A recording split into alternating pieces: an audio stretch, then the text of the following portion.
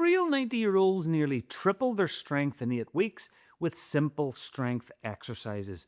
Some no longer needed their walking aids. One was able to dance for the first time in years. If you're over 60 and you think it might be too late to make a real difference, the science says otherwise. I'm Eoghan Colgan, an NHS emergency doctor. The majority of my patients are now older adults, and I see the impact of good and bad lifestyle choices every shift. People often believe that frailty is an inevitable outcome in older age, and people prey on that fear, many selling you things you don't need. But the key to health and longevity as you age is simpler than many would make it out to be, and I'm going to show you what actually matters. And I'm going to start with motivation, because that matters more than anything else. Across multiple studies, people with positive beliefs about aging live significantly longer, up to 7.5 years. That's a bigger effect than not smoking, bigger than exercise, bigger than low blood pressure. And positive beliefs about aging appears to cut dementia risk by roughly half, even in people carrying the strongest genetic risk factor for Alzheimer's. So if you're watching this thinking it's too late for you, that belief itself is part of the problem, and it's wrong. Here's why. As well as the 90-year-olds who nearly tripled their strength, the largest analysis of its kind showed that people who became active later in life had a 20 to 25% lower risk of death, and the benefit was actually stronger in older adults than younger ones. Studies now show that our brains continue to form new connections throughout life, so learning new skills, staying mentally challenged, even picking up a new hobby builds cognitive reserve that protects against decline. There is overwhelming evidence that older adults can build muscle, improve balance, sharpen cognition, and reduce disease risk at any age. Needing help with stairs, managing a dozen medications, losing independence is not inevitable. It's largely the result of decades of inactivity, poor nutrition, and poor sleep, and not the aging itself. You can alter the course of your later years, and it takes fewer actions than you think. So let's start with movement. And as you get older, there are two categories that matter. The first is aerobic activity, so anything that gets you moving and slightly out of breath. This protects your heart, your lungs, and your metabolic health.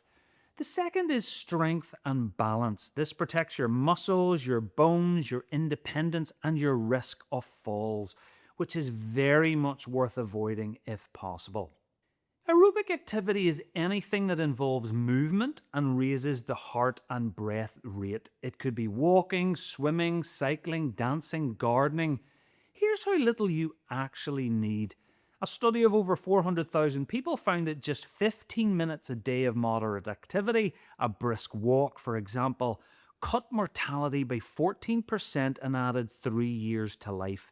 You don't need 10,000 steps, that was marketing, not science. For over 60, 6,000 to 8,000 is the sweet spot. Just add a little speed or incline for added benefits. And here's something fascinating. A 25-year study compared different aerobic activities. Tennis added nearly 10 years of life, gym workouts 1.5. So activities with social interaction showed additional benefits. So if you can combine movement with company, a dancing class with others, regular walks with a friend, that's even more powerful. Now, strength and balance. This is what most people over 60 overlook, and it might be the most important thing that you can do. After about 40, you lose roughly 1 to 2% of your muscle mass every year. Strength drops even faster, and once it falls below a certain level, you lose the ability to get out of a chair, to climb stairs, to carry your shopping. You lose independence, and your risk of falls dramatically increases. And this is something I see every shift in the ER.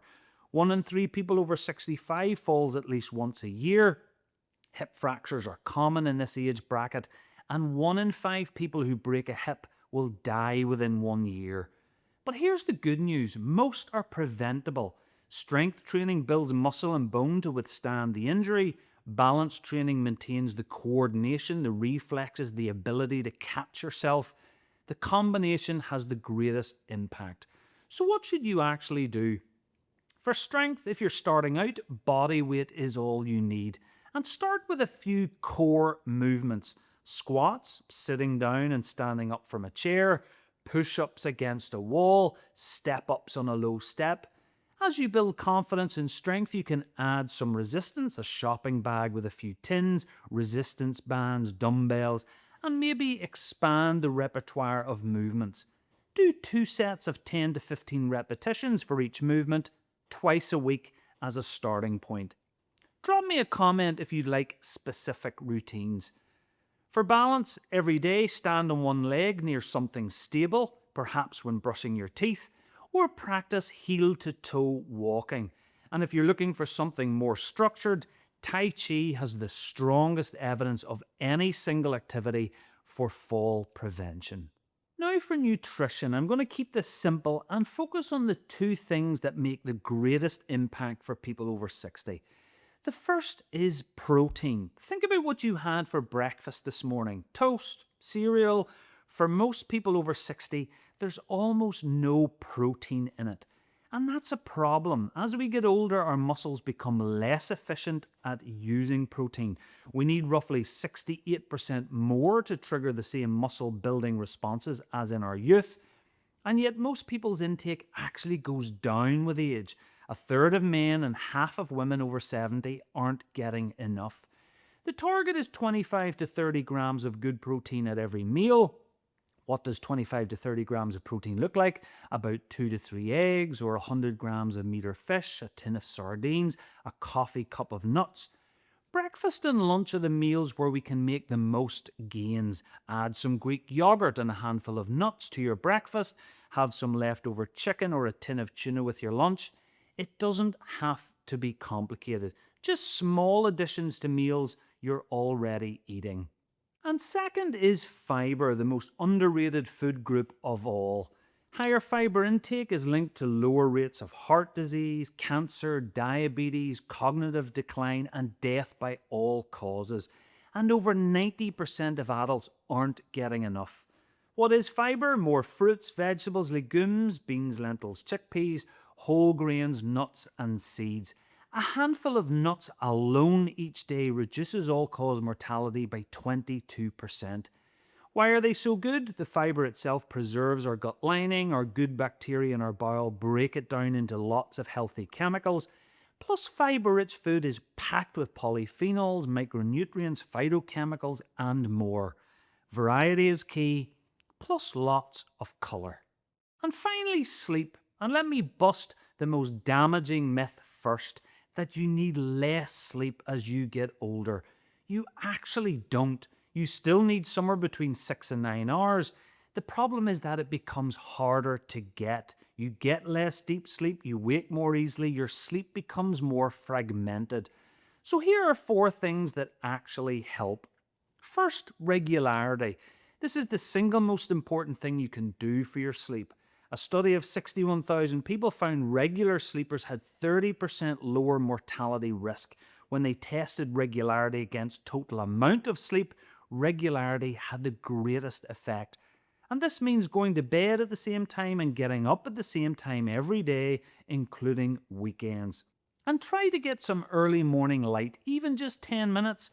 That resets your body clock and is one of the most effective things you can do for sleep quality.